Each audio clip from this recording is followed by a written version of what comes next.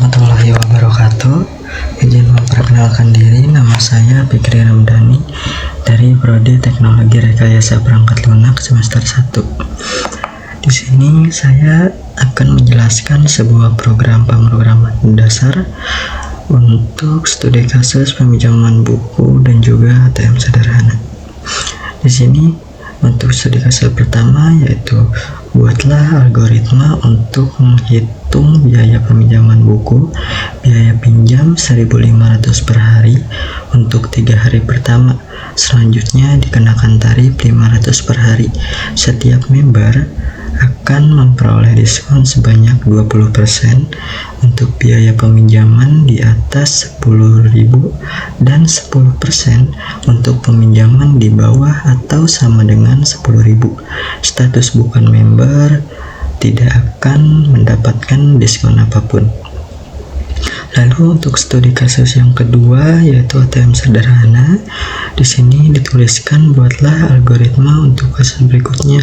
Input saldo awal minimal 200.000, lalu input data berupa password. Jika password 1234, maka program akan masuk ke menu. Menu di sini pertama mungkin ini satu untuk menyetor, 2 untuk mengambil. Dan jika nasabah menyetor, maka tabungan akan bertambah. Proses pengambilan harus kelipatan 50.000 dan tabungan yang wajib tersisa di sistem adalah 50.000. Jika uang yang diinput bukan kelipatan 50.000, maka diberi pesan jumlah tidak valid. Berarti di sini untuk penyetoran tidak dipatok biaya sebesar apapun, maka tabungan akan bertambah. Tetapi jika untuk pengambilan kelipatannya harus 50.000. Baik, mungkin untuk kasus pertama di sini saya akan menjelaskan programnya. Baik, di sini kita sudah masuk ke dalam program untuk algoritma peminjaman buku dan juga ATM sederhana. Ini menggunakan kode program C++ dan saya menggunakan text editor Dev C++. Di sini saya akan menjelaskan baris demi baris. Untuk line pertama di sini saya memasukkan include IOStream. Jadi bagian ini itu mengimpor pustaka IOStream yang memungkinkan kita untuk menggunakan fungsi input output seperti cout untuk output dan juga syn untuk input. Lalu untuk line yang kedua yaitu ada using namespace. Jadi using namespace std ini memungkinkan kita untuk menggunakan elemen dari namespace std. Baik, sekarang kita masuk ke dalam programnya. Jadi di bagian 3 line ini adalah sintaks wajib untuk kode program C++. Untuk selanjutnya yaitu ada variabel pil tipe datanya integer dan juga variabel jwb tipe datanya char. Jadi untuk variabel pil ini saya gunakan untuk pemilihan salah satu menu. Di sini ya, yang switch. Jadi jika si pengguna memasukkan angka 1, maka proses yang akan dijalankan yaitu peminjaman buku. Dan jika pengguna memasukkan angka 2, maka proses yang akan dijalankan adalah ATM sederhana. Dan untuk variabel jwb ini digunakan untuk proses looping. Dan itu juga sama untuk proses looping, mungkin nanti saya akan menjelaskannya belakang. supaya nyambung. Kita langsung ke line selanjutnya. Di sini ada sistem CLS. Sistem CLS ini digunakan untuk membersihkan layar ketika sudah menggunakan program dan akan mengulangnya kembali, maka layar akan bersih dan hanya akan menampilkan bagian menu saja. Dan line selanjutnya di sini ada outputan menu. Ini hanya akan menampilkan teks menu saja. Lalu ada outputan 1 peminjaman buku, ini hanya akan menampilkan teks saja. Lalu outputan 2 juga sama, hanya akan menampilkan teks ATM sederhana.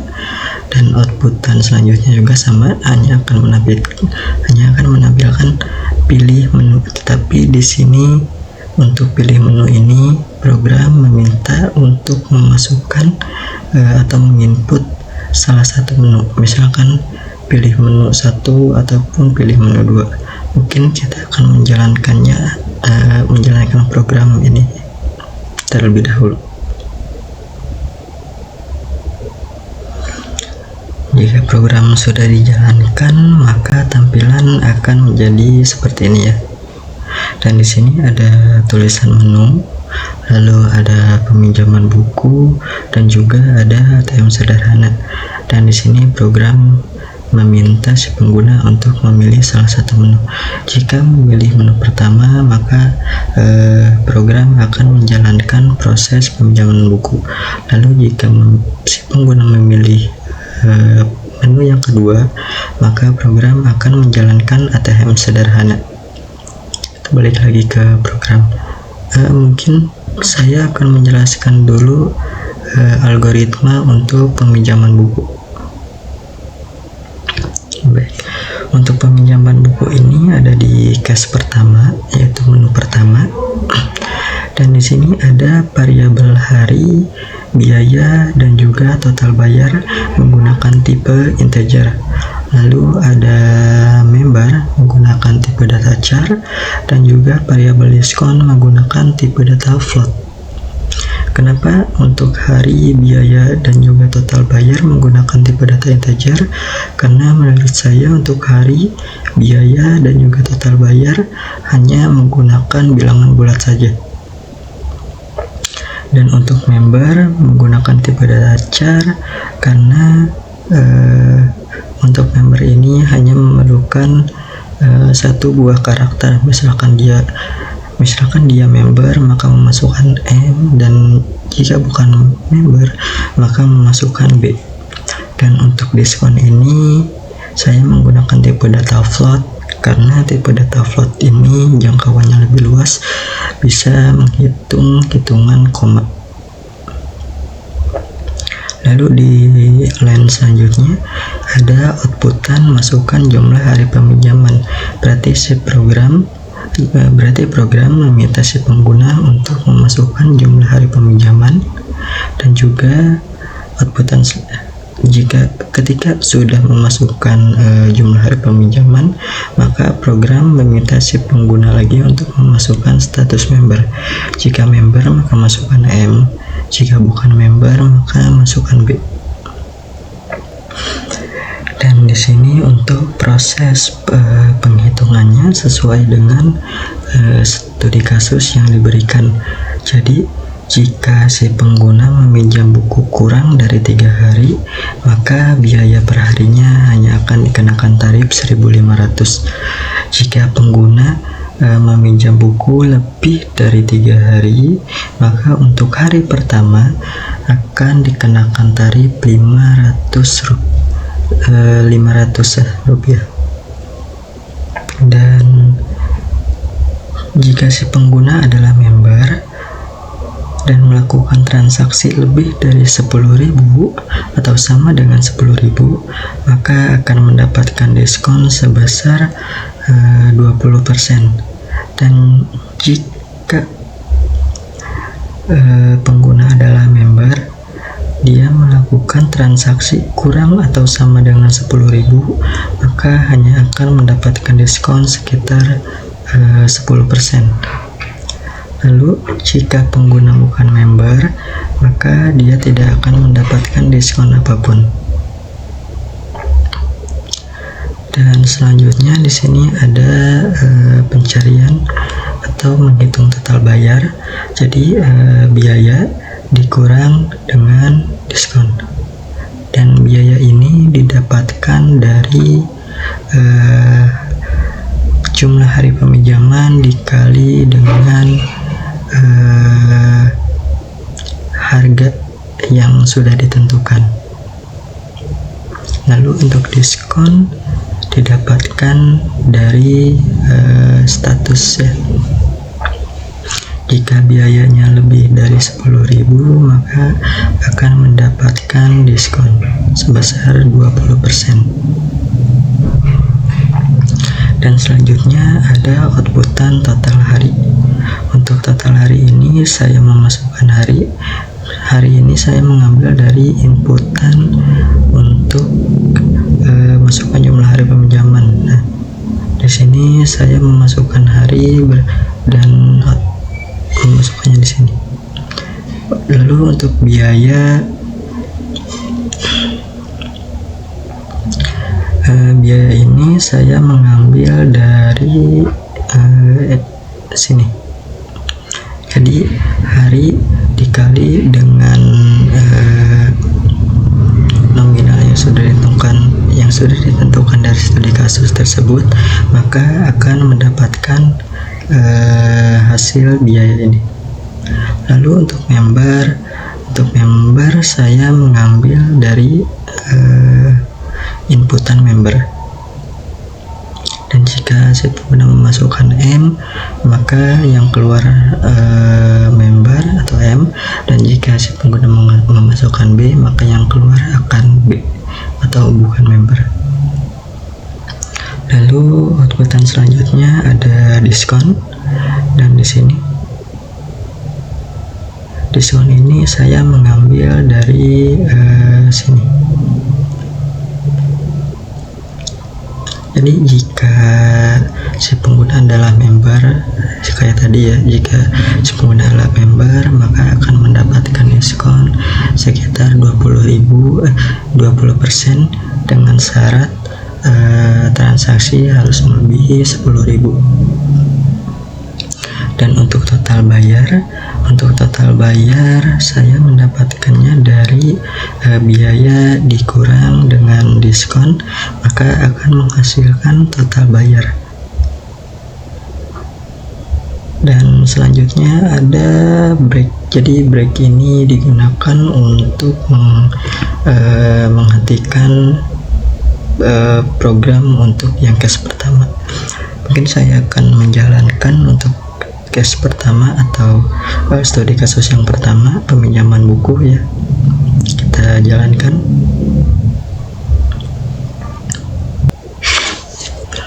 Baik, di sini saya akan mencoba atau menjalankan program yang pertama, yaitu peminjaman buku. Jadi di sini untuk pilih menu saya memilih 1. Dan di sini program meminta untuk memasukkan jumlah hari peminjaman. Di sini saya mencoba untuk memasukkan jumlah hari peminjaman sebesar 20 hari. Dan di sini juga program meminta si pengguna untuk memasukkan status member. Jika member, maka pilih M. Jika bukan member, maka pilih B. Di sini saya akan mencoba untuk member terlebih dahulu. Lalu tekan enter. Nah, maka outputan akan keluar untuk total harinya sekitar, untuk total hari peminjaman yaitu 20 hari, untuk biayanya sekitar 13.000. Lalu untuk status membernya M, dan untuk diskonnya mendapatkan diskon sebesar 2.600, dan untuk total bayarnya 10.400. Dan di sini ada program meminta si pengguna apakah Anda ingin mengulang program. Dan di sini saya akan klik atau memasukkan ya untuk mengulang program. maka program akan kembali ke menu pertama atau menu awal ketika program dijalankan. Dan saya akan mencoba lagi untuk studi kasus pinjaman buku ini untuk yang statusnya bukan member. Tadi kan yang bukan member itu seharusnya tidak mendapatkan diskon. Kita coba apakah benar tidak akan mendapatkan diskon. Masukkan jumlah hari peminjaman, berarti di sini saya akan memasukkan sekitar 20 hari lagi sama. Masukkan status member. Untuk status membernya saya pilih B. Ya, betul ya. Diskonnya 0. Jadi untuk total harinya 20, biayanya 13.000, status membernya bukan member, lalu diskonnya 0 dan total bayarnya 13.000. Kita lihat lagi untuk membersihkan. Nah, jadi itu studi kasus yang pertama atau algoritma untuk peminjaman buku, dan di sini saya akan melanjutkan untuk menjelaskan algoritma untuk yang kedua, yaitu ATM sederhana. Kita balik lagi ke programnya. Nah, untuk ATM sederhana berarti ada di case 2. Dan di sini saya memiliki variabel PIN, lalu ada bill dan saldo awal yaitu sekitar 200.000 seperti studi kasus yang dari awal sudah dibacakan. Lalu ada minimal saldonya sekitar 50.000. Dan di sini ada outputan masukkan PIN dan inputan PIN. Lalu selanjutnya ada if. Jadi if ini jika si pengguna memasukkan PIN 1234, maka outputan akan mengeluarkan menu pilihan. Menu pilihannya ada 2 ya, yang satu untuk menyetor, 2 untuk mengambil, lalu ada juga masukkan pilihan menu untuk memilih salah satu menu. Dan jika si pengguna salah memasukkan PIN, maka akan menghasilkan output PIN Anda salah. Di sini saya akan menjelaskan dulu untuk yang bagian menyetor ya. Jadi untuk bagian store ini saya hanya menggunakan satu variabel, yaitu store dengan tipe data integer. Di sini ada outputan masukkan jumlah storan, lalu ada inputan store dan saldo ditambah dengan store, maka saldo ini akan bertambah dengan jumlah store ini. Dan tadi kan saldo awalnya itu 200.000 saldo defaultnya, dan jika ditambahkan maka saldo 200.000 tadi akan bertambah. Kita akan mencoba untuk menjalankannya. Kita jalankan programnya. Sini. Nah.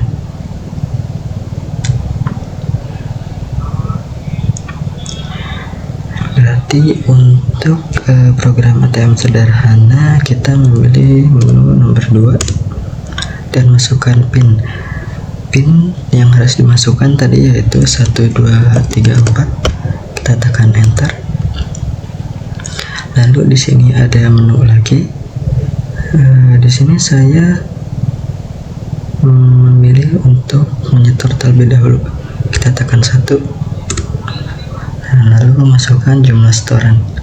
Tadi kan saldo awalnya itu 200.000. Kita coba inputkan 30.000. Nah, maka saldo akan otomatis bertambah menjadi 230.000. Lalu tekan iya lagi untuk mengulang program, maka akan kembali ke menu awal.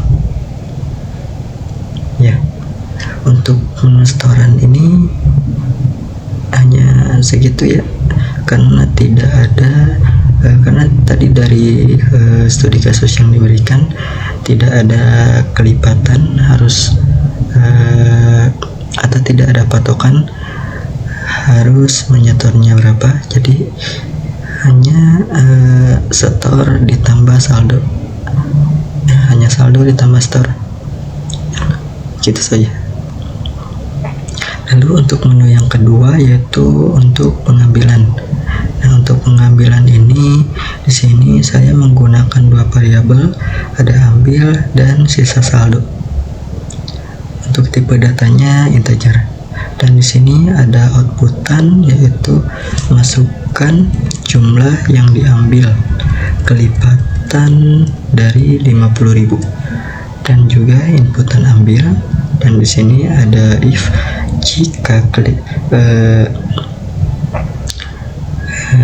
jika inputan ambil bukan kelipatan dari 50.000, maka akan memunculkan notifikasi saldo Anda tidak valid, harus kelipatan 50.000. Dan selanjutnya yaitu jika saldo yang diambil melebihi jumlah minimum, tadi kan minimumnya itu saldo yang tersimpan harus 50.000, dan jika mengambilnya misalkan 250.000, maka maka outputan yang akan ditampilkan adalah saldo tidak mencukupi. Dan jika saldo yang diambilnya benar, misalkan saldo awalnya itu kan 200.000 dan diambilnya sekitar 50.000, maka jumlah saldo akan ditampilkan. Mungkin kita akan menjalankannya saja ya. Kita pilih nomor 2, lalu masukkan pin 1, 2, 3, 4, dan pilihannya pilih 2, lalu masukkan jumlah. Nah, kita di sini coba 40.000, maka outputan akan menampilkan ini ya, saldo tidak valid, harus kelipatan 50.000. Nah, seperti itu. Jadi kita ulang lagi, 2, 1, 2, 3, 4. Kita pilih nomor 2, masukkan jumlahnya. Nah, di sini tadi kan saldonya itu 200.000. Di sini kita coba ambil 250.000, berarti melebihi dari jumlah minimum ya. Nah, maka akan memunculkan outputan yaitu saldo tidak mencukupi. Nah, jika kita memasukkannya benar, kita coba mengulang lagi program, lalu pilih 2, masukkan pin 1, 2, 3, 4, lalu pilih 2, dan di sini saya memasukkan sekitar 100.000.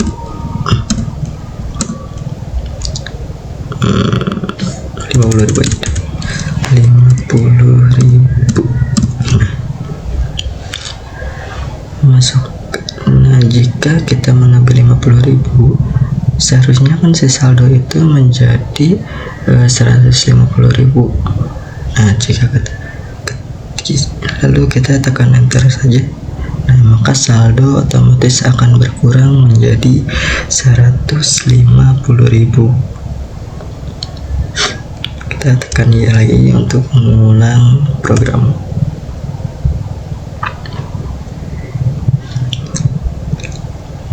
Lalu di bawah sini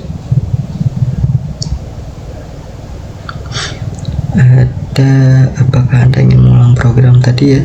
Ini gunanya untuk proses looping yang while ini. Jadi jika si pengguna memiliki Y kecil atau Y besar, maka program akan diulang kembali. Mungkin itu saja penjelasan dari saya. Mohon maaf jika penjelasannya agak belibet ya, karena di sini saya juga masih belajar. Mungkin cukup sekian dari saya. Wassalamualaikum warahmatullahi wabarakatuh.